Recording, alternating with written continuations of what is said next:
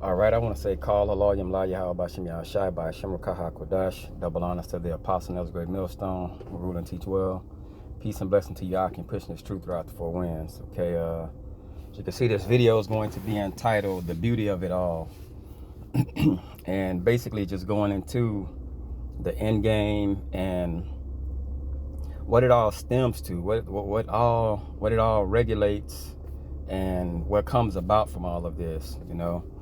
I hope this is edifying through the Spirit. This is Psalms 47:1. It says, "Oh, clap your hands, all ye people, shout unto the Most High with a voice of triumph." So, in this situation, this current situation that we're in, why would we be in a place to clap our hands and be glad? Okay, what will make us want to do this? So, going to the word triumph, it says, of entreaty, a rich, ringing cry. That means crying aloud. Okay, now we're crying loud, and why would we? Well, what do we have to be happy about? Okay, so we're gonna get into that. It says of entreaty, supplication, and proclamation, joy, praise. All right, and go down. It says rejoicing, singing. Okay, it says properly a creaking or shrill sound, shout joy or grief, cry gladness, joy, proclamation, rejoicing, shouting. And we pretty much know what triumph means. You know, it's to sing loud or be happy about something. But being in our current state, knowing we're captives, knowing that who's ruling over us, what do we have to be happy about? Okay, we're seeing futuristically. Okay, and the times that we're in, it's time to basically look up and rejoice, because our salvation is right here. I mean, right here. We can see it. All right. So it says, clap your hand and shout. Okay. Now, that shout is a sing. This is Revelation 14:3. It says, and they sung, as it were, a new song before the throne. So that's what we're doing now. When we bring forth all of these, the rejoicing, we're singing a song. Okay. That's clapping your hands and shout with the voice of triumph. We're singing. We're singing a song to Yahweh Bashim Yah Shai through that spirit, and telling everyone that we're about to be the chosen people. We always were the chosen people, but we're about to be in a state of going through tribulation. But at the end of all of this, we're basically going to reign supreme with Yahweh Bashim Yah Shai. Okay, that's why it's telling you that a new song, and before the four beasts and the elders, and none or no one could learn that song but the 144,000 which were redeemed from the earth. So it's 144,000 men proclaiming these things. They're shouting and they're saying, this is the end. Okay, it's not going to be no more crying. It's not going to be no more grief after Jacob's troubles and we get delivered. You know, this is what we have to look forward and be happy about. All right.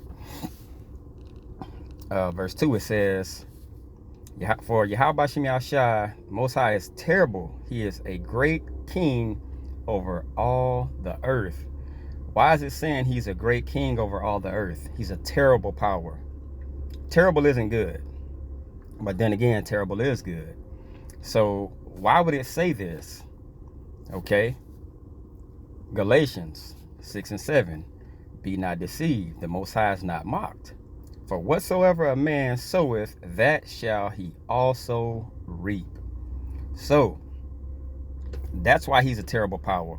Because vengeance and payback is at the table. Okay. Vengeance and payback is at the table. Someone has to pay. It's a tab that's been built up and built up and built up. Now somebody has to answer for their tab. Okay, we did. We're in captivity. We went through all kinds of hell. So that's why it says he's a terrible power. Okay, and you reap what you sow. So if you did something fucked up, you can bet your ass that you're going to pay for it. Simple. All right? That's balance. And that's why Thomas Jefferson said this quote. He said, "I tremble for my country when I reflect that God is just." So he know God is just. All this shit we done, we're going to have to pay. That his justice cannot sleep forever. That considering numbers, nature, and natural means only a revolution of the wheel of fortune, an exchange of situation is among possible events, that it may become probable by supernatural interference, the Almighty has no attribute which can take side with us in such a contest. So, what he's saying is, God's justice, it won't sleep forever. So we have a time to rule, but we ruled over these people, and not only did we just rule over them, we raped, robbed, murdered, slaughtered, and we're still doing it to this day. So if God is a just God, guess what? We're gonna have to sow or reap what we sow. We sowed all these things and we planted those seeds. Now it's coming right back up on us. Okay. Verse 3, it says, "He shall subdue the people under us and the nations under our feet." Why? Because he's a just power.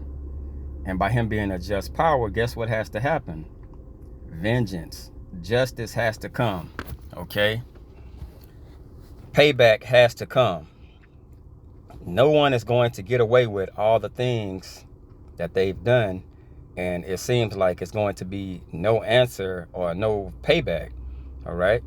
So when people say it was slavery, it's in the past, get over it, that makes no sense, because it would look like the same thing they're saying where a country is built up off the Bible and all that. Those same words that tell you reap what you sow. So you have to pay for exactly what you've done. And the cup is going to be double. Okay? Deuteronomy 7:6. And here's why. "For thou and holy people unto Yahweh Shem Yahushua thy power, Yahweh Shem Yahushua thy power hath chosen thee to be a special people unto himself above all the people that are upon the face of the earth." So by knowing this, if we're special and we were chosen from the very beginning, what has to happen? If these people got rule over us and vengeance is coming, and they're not even a chosen, they were just picked because we chose to follow after their ways. So what has to happen is payback. Okay? The story ends beautifully. I know we went through hell, we're catching hell, but now we see the end at sight. And if you can't see the end, what spirit are you in? Period. 4, it says, "He shall choose our inheritance for us, the excellency of Jacob, whom he loves, Salah." So, now, Jacob, his inheritance. What are we going to inherit? Let's see. Isaiah 14:1. "For Yahweh Shem Yahushua will have mercy on Jacob and will yet choose Israel." It just says he shall choose our inheritance. What is it that we're going to inherit? "And will yet choose Israel and set them in their own land." That's been the promise. "And the strangers, Israelite foreigners, shall be joined with them, and they shall cleave into the house of Jacob." And it goes on to say, we're going to rule over our oppressors. All right. Why would it say that? Because the Most High is a just power. Okay. So by him being a just power, what happens is everything has to come full circle. We have to get vengeance.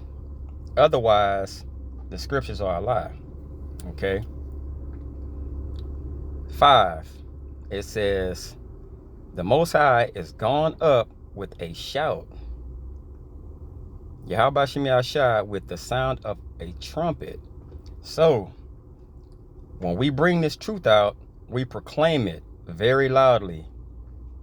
And that's the number of videos, okay?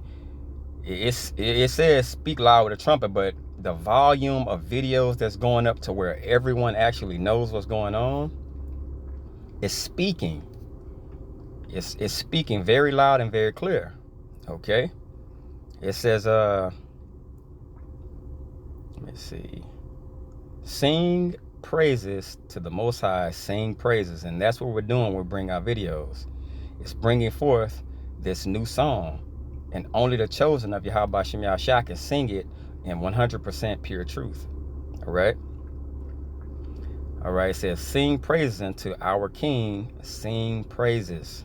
What's those praises? Proclaiming the name of Yahweh Shem Yahshua. Letting everybody know that we're the chosen people. And everything runs through Yahweh Shem Yahshua. And he has men on this planet doing exactly what it is that his spirit set forth for them to do. For the Most High is the King of all the earth. Sing ye praises with understanding. So we don't just have a job to do. It says do it with understanding. This is Proverbs 4:7. Wisdom is the principal thing. Therefore get wisdom, and with all thy getting, so like you get understanding. So we can't just bring this thing out any kind of way and to where it's reckless. We have to bring it out through spirit and in truth. And the spirit has to be on us to basically bring it forth with understanding. So when we sing this song, it has to be sang the right way. All right. It says, this is 8.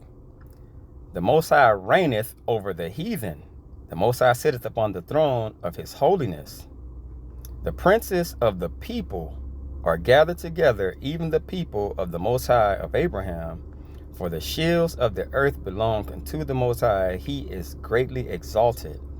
So it will come a point in time to where the name and power of Yahweh Shem Yahshua through the spirit that's put on men is going to be exalted. And that's what you're seeing right now. Okay, we got to proclaim his name and his truth and his word till the very end. All right. That's the beauty of it all. It's a beautiful thing for us to basically bring this word out, bring forth truth, and the story is going to play out the same way. That's what prophecy is about. Okay, we're proclaiming the end from the beginning. All right. So we don't have much longer. Time, lockdowns, like, man, it is here. Like, everything is basically is here. So you can't say you didn't know. You can't say you didn't get forewarning. None of that things. You got to know it's here. Okay. Hope this is edifying. I want to give all praise, honor, and glory to Yahweh, by Shem Yahshua, by Shem Rakah HaKodash. Double honors to the Apostle Nail's Great Millstone. Peace and blessing to y'all. I can push this truth throughout the wind. Next time, Shalom.